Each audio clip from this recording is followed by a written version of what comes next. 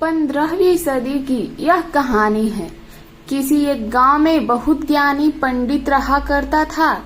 पंडित आजू बाजू के सारे ही गांव में बहुत प्रख्यात था और इसी वजह से धनवान भी था।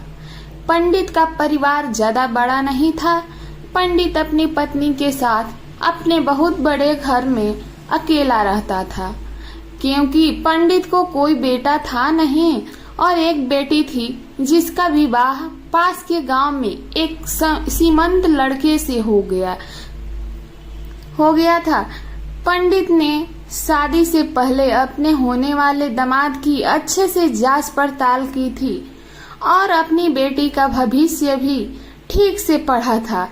तब जाकर उसने बेटी की शादी की थी, लेकिन चंद सालों में ही पंडित का दामाद बुरी आदतों के चंगुल में फंस गया।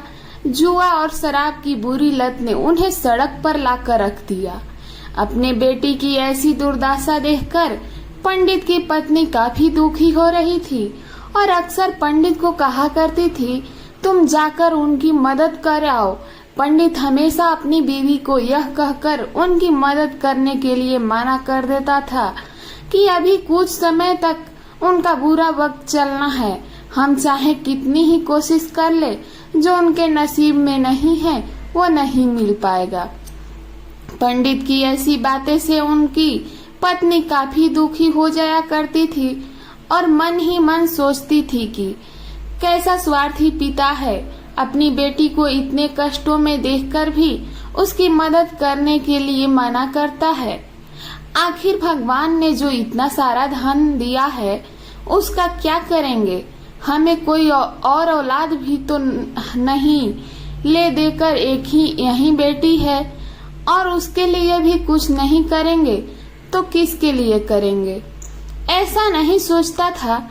ऐसा नहीं है कि पंडित अपनी पुत्री से प्रेम नहीं करता था, लेकिन उसने अपनी पुत्री की कुंडली इतने अच्छे से पढ़ी थी और वह यह पहले से ही जानता था कि वह चाहे किसी भी लड़के से शादी करती, लेकिन उसके जीवन में यह समय आने वाला ही था और बिना इसे भुगते उसको छुटकारा नहीं मिलने वाला था।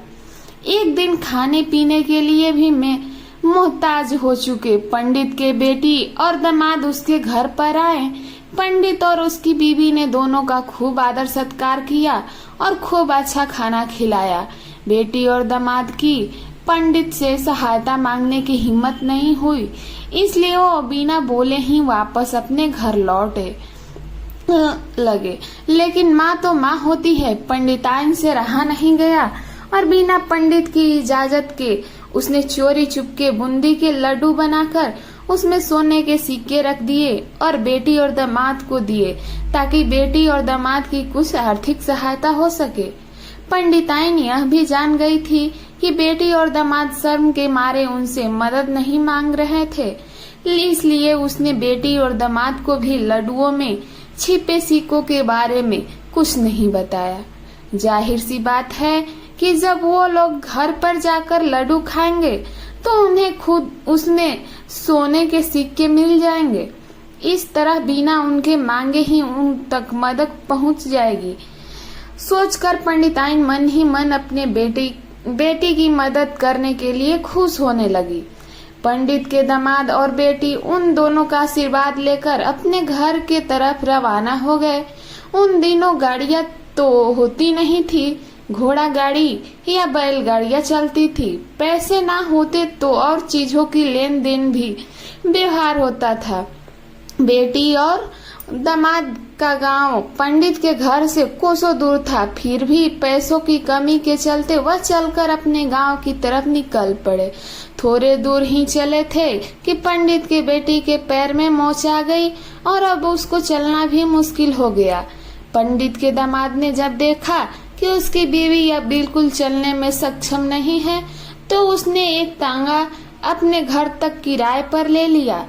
दोनों पति पत्नी टांगे में बैठकर घर तक पहुंच गए, लेकिन टांगे वाले को देने के लिए उसके पास पैसे नहीं थे, इसलिए पंडिताइन ने जो बूंदी के लड्डू उन्हें दिए थे वही किराए के तौर पर उस टांगे वाले को दे दिए। टांगे वाला बूंदी के लड्डू को लेकर वहां से चला गया। टांगे वाला अपने घर की तरफ जा रहा था, तब उसे एक हलवाई की दुकान देखी। उसने सोचा कि थोड़े से बूंदी के लड्डू से मेरे घर के लोगों को पेट थोड़ी भरने वाला है, इससे अच्छा है इस बूंदी के लड्डुओं को बेचकर उसने कुछ चावल खरीद लेता हूँ। टांगे वाले ने बूंदी के लड्डू हलवाई को बेच दिया। जिस गांव में वह हलवाई रहता था, उसी गांव में एक आदमी ने अपने घर पर पूजा रखी थी और उसी पंडित को उस पूजा के लिए बुलवाया था। पूजा में लगने वाले प्रसाद के लिए उस आदमी ने उसी हलवाई से बूंदी के लड्डू लिए जहां पर उस टांगे वाले ने बेचे थे। हलवाई ने भी उस आदमी को टांगे वाले से खरीदे हुए लड्डू ही पहले दिए ताकि वह खराब ना हो जाए, क्योंकि वह नहीं जानता था यह लड्डू कब के बने हैं। पूजा खत्म होने पर दक्षिणा और बूंदी के लड्डू लेकर जब पंडित अपने घर आया और खाना खाने बैठा तो प्रसाद में लाए बूंदी के लड्डू खाते वक्त लड्डू से सोने का सिक्का निकला। इस घटना को देखकर पंडिताइन की आंखों से आंसू बहने लगे। पंडित ने जब पंडिताइन से उसके रोने का कारण पूछा, तब पंडिताइन ने सब कुछ पंडित को बताया और पंडित से उनकी बातों पर भरोसा न करने के लिए माफी मांगी। पंडित ने पंडिताइन के आंसू पोंछे और कहा कि तुम्हारी तरह मैं भी हमारी बेटी को बहुत प्रेम करता हूँ, लेकिन अगर हम उसकी अब मदद करते हैं तो दामाद हमेशा हमेशा ऐसे ही मदद की अपेक्षा करेगा और अपनी बुरी आदतों को कभी नहीं छोड़ेगा। पंडिताइन भी अब पंडित की बातों से सहमत हो गई। 3 महीने बीत गए। पंडित के दामाद और बेटी फिर से एक बार उसके घर आए और इस बार उनकी परिस्थिति पहले से बेहतर थी, क्योंकि पिछली बार खाली हाथ जाने के बाद दामाद ने नया काम शुरू किया था और अपनी सारी बुरी आदतें भी छोड़ दी थी। दोस्तों, नसीब का लिखा नहीं बदला। यह कहानी आपको कैसी लगी? क्या आप भी नसीब पर भरोसा रखते हैं या फिर आप उन लोगों में से हैं जो अपना नसीब खुद अपने हाथों से लिखना चाहते हैं? दोस्तों, मेरा कहानी कैसा लगा कमेंट में जरूर बताएं।